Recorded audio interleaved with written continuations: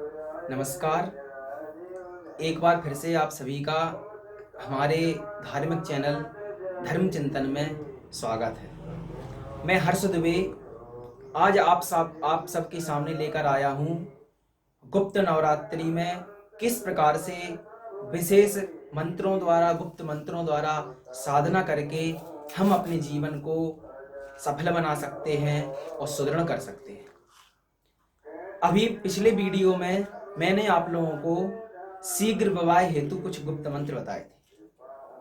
अब हम आपको व्यापार में सफलता के लिए और जिनका धन टिकता नहीं है, धन का सुनिश्चित सुगमता पूर्वक आवागमन और धन संरक्षण के लिए कुछ उपाय बताएंगे।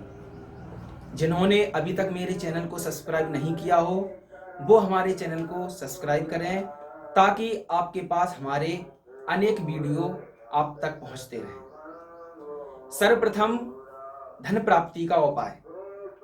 धन प्राप्ति का उपाय इस प्रकार है कि आप सबसे पहले गुप्त नवरात्रि की अष्टमी को, जो कि 28 तारीख को पड़ रही है, उस दिन आप सुबह प्रातःकाल स्नान करके स्नान के उपरांत लाल वस्त्र धारण करें और माता जी के सम्मुख लाल चावल की, लाल रंग से आप चावल रंग सकते हैं, उस चावल की ढेरी बनाइए। उस ढेरी पर माता जी का श्रीयंत्र स्थापित कीजिए। उस श्रीयंत्र के सम्मुख तिली के तेल के 9 दीपक जलाइए और उन दीपकों के समक्ष जब तक आप साधना कर रहे हैं तब तक वो दीपक जलते रहने चाहिए और उस दीपक के समक्ष आप देवी जी का मंत्र जाप करें।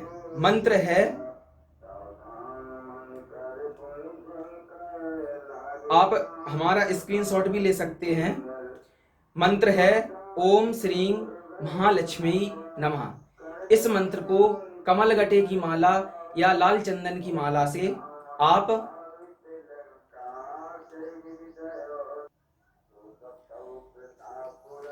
आप जाप करिए और जाप के उपरांत आपको निश्चित ही व्यापार में सफलता मिलेगी। आपकी दुकान व्यापार में उत्तर उत्तर वृद्धि होगी और जो आपका धन रुकता नहीं था वो धन रुकने लगेगा। दूसरा उपाय, किसी भी गुप्त नवरात्रि में या फिर नवरात्रि में या दिवाली दशहरा के दिन आप इस उपाय को कर सकते हैं। इस दिन आपको एक कटोरे में चावल रखें जो अक्षत हों, जो टूटे ना हों।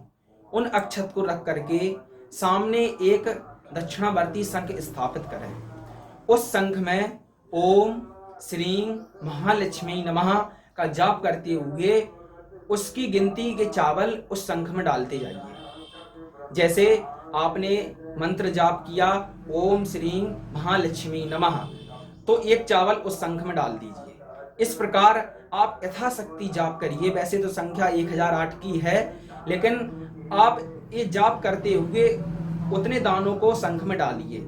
फिर उस शंख से दानों को निकाल करके एक सफेद कलर की पोटली बनाइए, उसमें चावल रखिए और उस चावल की पोटली में शंख भी रख दीजिए। उस शंख को, उस पोटली को आप अपनी तिजोरी में रखिए या अपनी गोलक में रखिए। ऐसा करने से आपकी तिजोरी धन से परिपूर्ण होती रहेगी और उत्तरोत्तर उसमें वृद्धि भी आएगी। अब हम आपको दूसरा उपाय बताते हैं। किसी भी इंटरव्यू में, साक्षात्कार में सफलता प्राप्ति के लिए आपको एक दूसरा उपाय बताते हैं, वो आप ध्यान से सुनें। किसी भी गुप्त नवरात्रि में सुबह जल्दी उठ करके स्नान आदि करने के बाद सफेद रंग का सूती आसन बिछा करके पूर्व दिशा की ओर मुख करके उस आसन पर बैठ जाएं।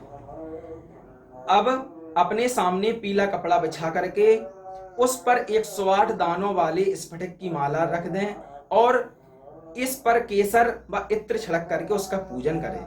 उसके बाद धूप दीप और अगरबत्ती दिखा करके 31 बार उच्चारण करें। इस प्रकार 11 दिन तक करने से माला सिद्ध हो जाएगी। जब भी किसी इंटरव्यू में जाएं, इस माला को पहनकर जाएं। ये उपाय करने से इंटरव्यू में सफलता की संभावना बहुत बढ़ जाती है। ये मंत्र इस प्रकार है, ओम ह्लीं वाग्वादिनी भगवती ममकार सिद्धि कुरु कुरु फट स्वाहा। इस प्रकार से आप इस मंत्र का जाप करते हुए उस माला को सिद्ध कर लें, इससे आपको सफलता अवश्य मिलेगी। अब हम आपको दाम्पत्य जीवन सुख से व्यतीत करने के लिए उपाय बताते हैं। इस उपाय के करने से दाम्पत्य जीवन सुखमय व्यतीत होता है और किसी प्रकार की कोई चिंता नहीं होती है। आजकल का समय ऐसा है कि दाम्पत्य जीवन में अनेक प्रकार की अड़चनें आ रही हैं, तो इस उपाय को करके आप दाम्पत्य जीवन का सुख भोग सकते हैं। उपाय है, यदि आपके पति या पत्नी से अनबन होती है तो गुप्त नवरात्रि में नीचे लिखी हुई जो मैं चौपाई बता रहा हूं, उस चौपाई को पढ़ते हुए 108 बार घी में आहुति दें। अब नित्य सुबह उठ करके पूजा के समय इस चौपाई को 21 बार पढ़ें।